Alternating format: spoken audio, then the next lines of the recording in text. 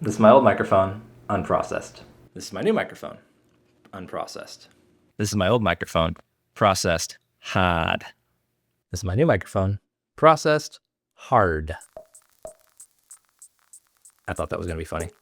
What's going on, birders? I'm slow birding. I'm getting better at birding slowly, and it's been a while since I've done a video like this where I kind of just chopping it up and updating you on my year list. So we're going to cover that and a handful of other topics while talking about the latest addition to my birding kit, the Sennheiser MKE600. Now, this microphone is basically my dream microphone. I went to music school, a little college in Boston called Berkeley, and after I graduated, I worked in live event production for years, primarily doing audio. And so I'd mix bands, mix speakers, corporate events, all that kind of stuff, primarily using Shure and Sennheiser brand microphones.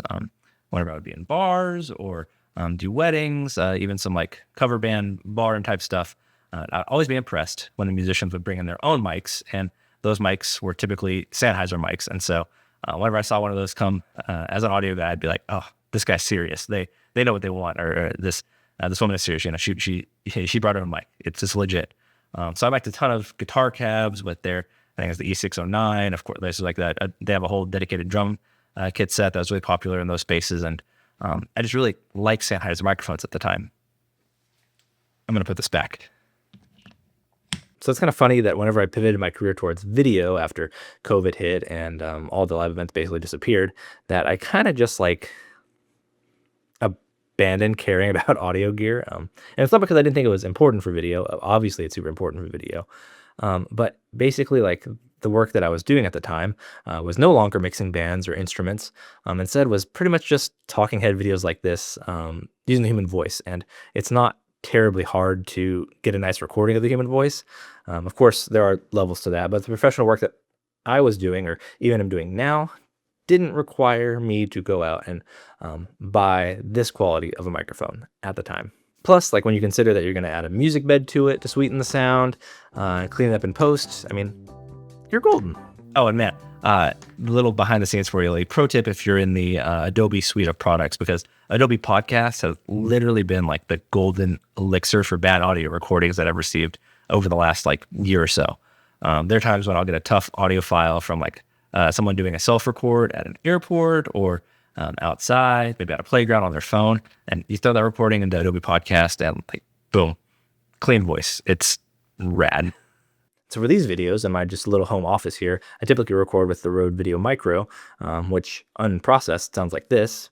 In the criminal justice system, sexually based offenses are considered especially heinous. And then I run it through Adobe Podcast, which makes it sound like this. In New York City, the dedicated detectives who investigate these vicious felonies are members of an elite squad known as the Special Victims Unit. These are their stories. And if you go back and watch my other videos, ones where I'm not using the Shure SM58, they more or less sound like this. But lately, I've been trying to improve my audio for a couple reasons. Number one is that for BirdTube, I'm not just recording the human voice anymore.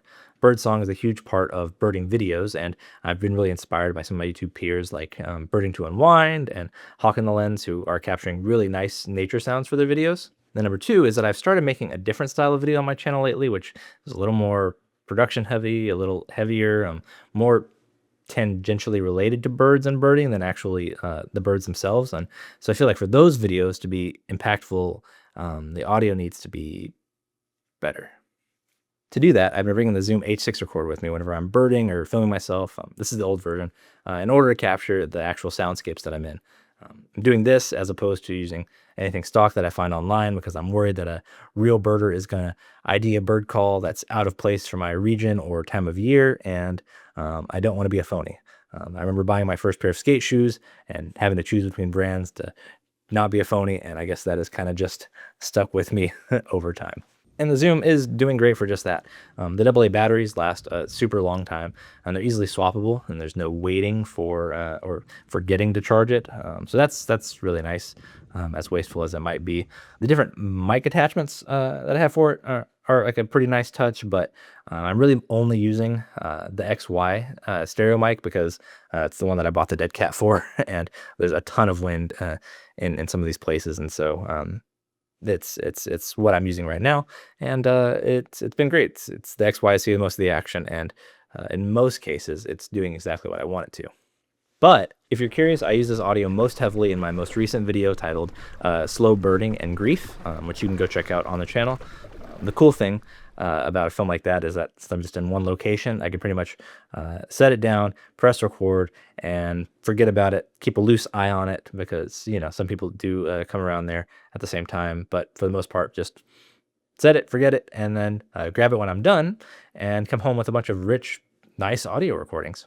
But something I've noticed lately, being at Bird Island, is that with this XY stereo mic configuration, it doesn't have quite the directionality or reach to isolate some of the sounds from Bird Island, particularly the bird calls, that I want to hear and include in the videos. So a bit of retail therapy led me to pulling the trigger on the MKE600. It's my almost dream mic. The real dream would be a MKH416, you know, a real classic for pro audio, but I can't imagine myself ever being in a place where the 416, $1,000 microphone actually makes sense for the budget of projects I'm working on. And so this, the MKE600 is the more pragmatic choice. And you probably noticed by now that I've been switching between the two, my old mic and this mic. And so let me set this back up, and I'm probably just going to stick to the Sennheiser for the rest of this video. The thing about any shotgun mic that you're going to buy is just how versatile they are. Like, I'm going to use this for birding, like I already mentioned, use it for this kind of thing right here, right now in the office, but then also using it for interviews and other films that I'm working on for the channel, professional work, all that kind of stuff. It's an upgrade that isn't that expensive. Man, I got this for about $300 used on B&H, and now it's like I'm crazy I didn't buy it before because I'm literally going to use this on every video I make going forward. Which makes this the perfect time to go ahead and show you this mic in action with a clip of bird number 105 for the year, the American White Pelican. Roll the clip. Who's he talking to? Just tell the people to like and subscribe, you idiot.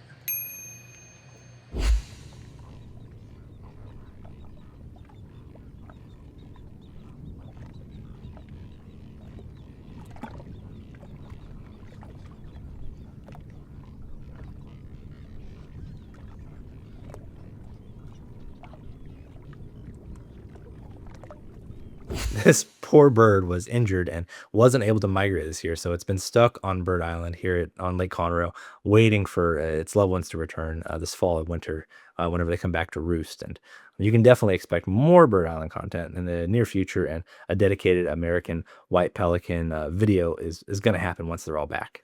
And if you watch my other videos, you've been following on my birding journey, and you know that my last bird update was number 102, so I do owe you two more species. The first is the Mississippi kite, and we've seen these popping up in Texas quite a bit on the Texas birding Facebook groups. The other was a little blue heron, which is probably a lot less exciting for most people, and to be honest, I didn't even realize I hadn't seen one yet this year. So it's a good note that if you are a slow birder, or you're kind of a lackadaisical lister like myself, it's good to make sure that you do start doing as much listing as you can, because it's a record that you can hold just for yourself to know what you've seen and what you haven't, especially for birds that are not lifers but are first of years. And I mean, I have a ton of brain fog right now, so eBird's a huge help in remembering what I've seen and what I haven't seen. On that note of brain fog, to finish things off here, there is a little channel housekeeping to do. Number one is thank you all so much for the nice messages that you've shared about my last slow birding and grief video. Comments on that video, but even more so the text messages I've received, messages on Discord, Instagram, all that has been super heartwarming. Like, I don't know.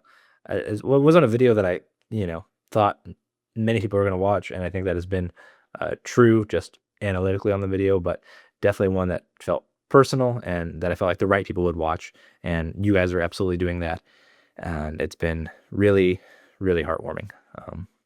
I did not expect my first year on YouTube to correspond with maybe like shittiest year of my adult life, so that kind of sucks, but the fact that you're sticking around and following along that journey anyway is super cool of you. I'm going to do my best to try and get my hosting schedule back on track, get back up to a weekly video and 3 shorts. That's Not because I think I need to, but it's just something that I enjoy doing, and I really enjoy making these videos. But I mean, at the same time, I also like being well rested and having energy for Ruby and the kids. I also really liked f***ing off and watching Tires the other night. Binging that on Netflix was pretty cool. So yeah, I don't know when exactly that's going to be, but thank you so much for watching, and I'll see you in the next one.